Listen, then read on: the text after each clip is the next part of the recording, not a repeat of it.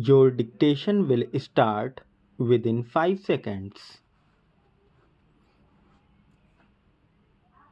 Further application was filed by one Mr. A.K. Arora, who is also an MLA of the Haryana Vidhan Sabha. The prayer in all the said applications was for leave to intervene in the special leave petition filed by the Speaker of the Haryana Vidhan Sabha. The same were allowed by order dated 28th February 2012.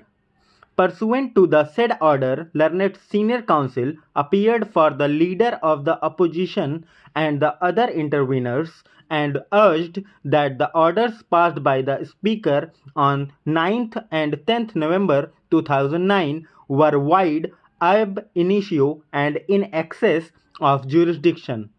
However, in the lengthy submissions advanced by the advocate in relation to the provisions of erstwhile paragraph 3 and paragraph 4 of the 10th schedule to the Constitution, reference was made to various decisions of this court.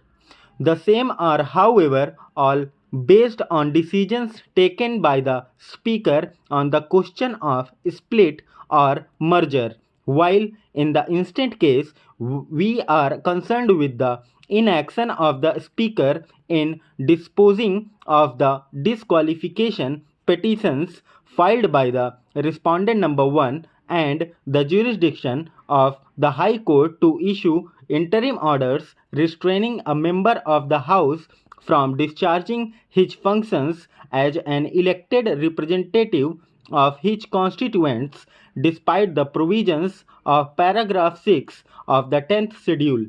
to the Constitution. Most of the questions raised by the senior advocate contemplate a situation where the Speaker had taken a final decision on a disqualification petition. However, in the instant case, we are really required to consider whether the High Court was competent to pass interim orders under its powers of judicial review under Articles 227 and 227 of the Constitution when the disqualification proceedings were pending before the Speaker.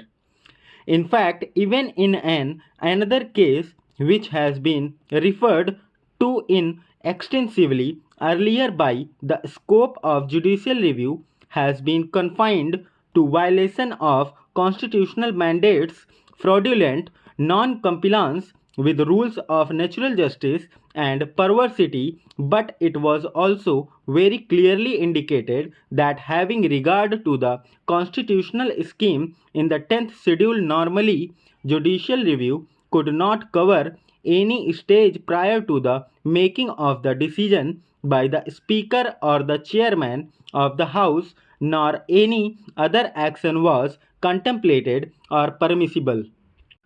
From the submissions made on behalf of the respective parties, certain important issues emerge here.